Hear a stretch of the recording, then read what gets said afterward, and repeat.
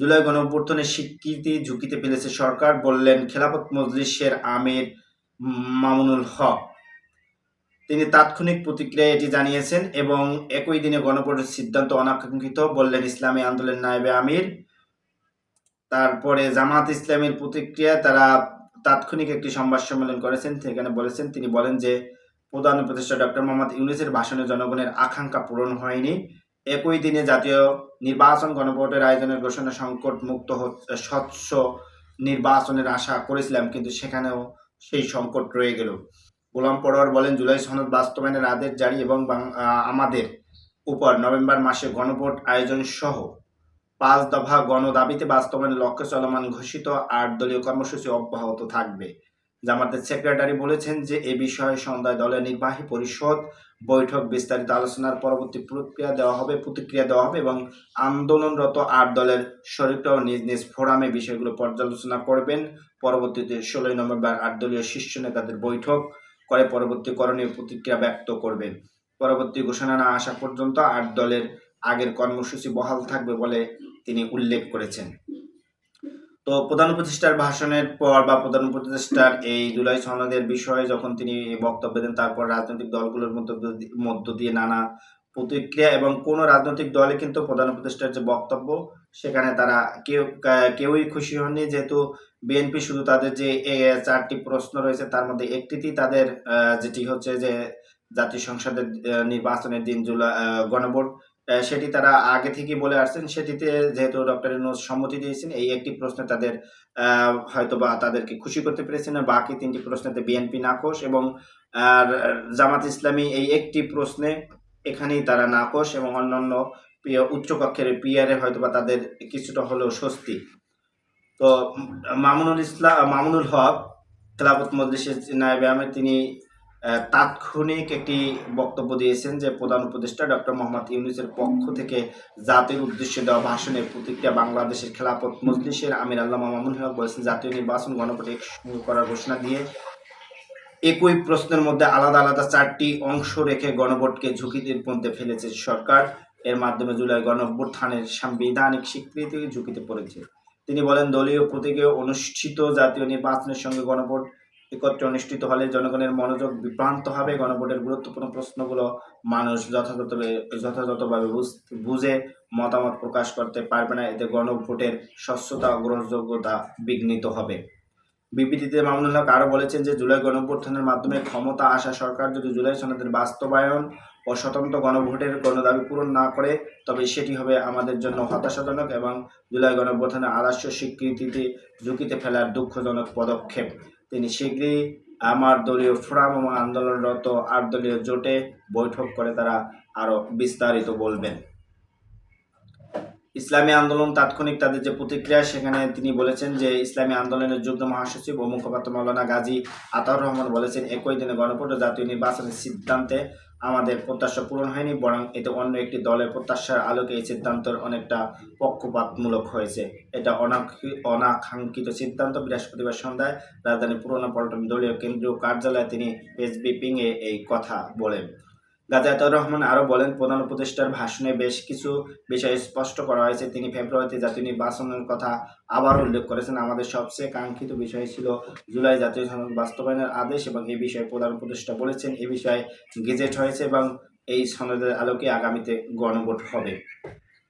গাজী আতাউর রহমান আরও বলেছেন, যেহেতু আমাদের দীর্ঘদিনের দাবি অনুযায়ী জুলাই জাতীয় সনদ বাস্তবায়নের আদেশ জারি ও গেজেট হয়েছে, এই বিষয়ে আমরা ধন্যবাদ জানাই, কিন্তু দুঃখজনক বাস্তবতা হলো আমাদের দাবি ছিল গণভোটটা জাতীয় নির্বাচনের আগে হোক, কিন্তু প্রধান উপদেষ্টা গণভোট জাতীয় নির্বাচনের সঙ্গে একই দিনে করার ঘোষণা দিয়েছেন। এটা অনাকাঙ্ক্ষিত। আমরা মনে করি একটা ঝুঁকিতে ফেলে গেলেন। গণভোট জুড়ে দেওয়ার জাতীয় নির্বাচন সুষ্ঠু, নিরাপদ, উৎসবমুখর পরিবেশে হওয়া কিছুটা হলেও বিঘ্নিত হবে। একটি পক্ষকে খুশি করার জন্যই তিনি এই ঝুঁকিতে গেলেন বলে মনে হয়।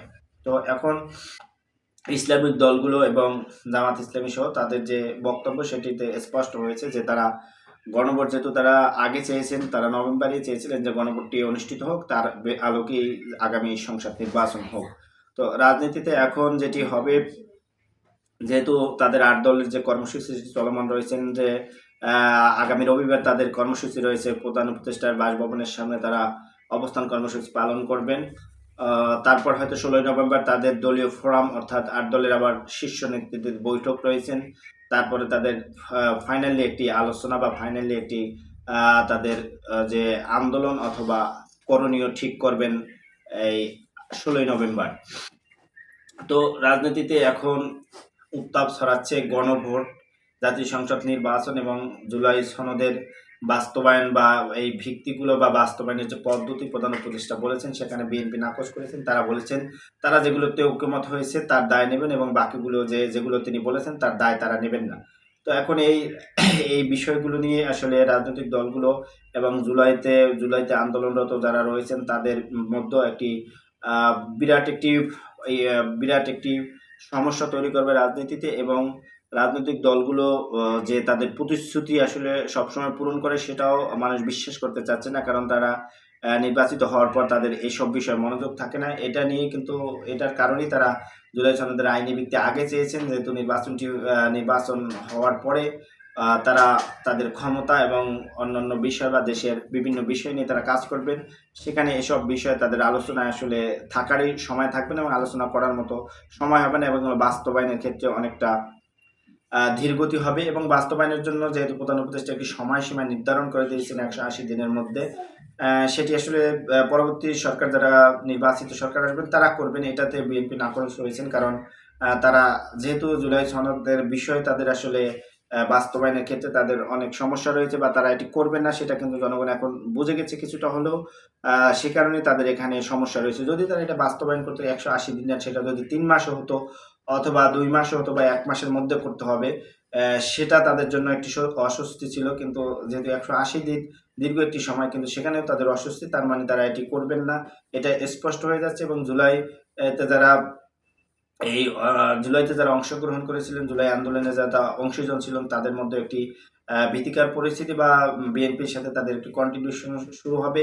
এবং নির্বাচনের পর যদি সেটি নাও করেন বা এটি আলোচনায় না আসেন, তারপরে কিন্তু এটি নিয়ে কিন্তু আবার আন্দোলন বা জুলাইতে যারা আহত নিহত হয়েছেন তাদের পরিবার এবং এর সাথে যারা সংশ্লিষ্ট রয়েছেন তারাও হয়তো মাঠে নামবেন। সেটা মাথায় রেখে বিএনপিকে আসলে সামনে জাতীয় ইলেকশন বা ইলেকশনের পরে যদি ক্ষমতায় যায় তাদের এই করণীয়গুলো ঠিক করতে হবে, না হলে হয়তো বা তাদের বিপদ হবে। এটি অস্বাভাবিক কিছু না। এবং তাদের যেহেতু তারা এখনো কিছুটা হলেও রাজনৈতিক মাঠে কোণঠাসা রয়েছে, এই জুলাই সনদ বাস্তবায়নের ক্ষেত্রে তাদের এই দ্বিচারিতার কারণে এবং তাদের হাইকমান্ড থেকে বারবার বলা হচ্ছে, যেহেতু তাদের এটি না বলা এবং তাদের বিতর্কিত কথা এখন কিছুটা প্রকাশ পেলেও তারা এটি করবেন না, সেটা কিন্তু মানুষ এর সাথে যারা সংশ্লিষ্ট তারা বুঝে গেছেন।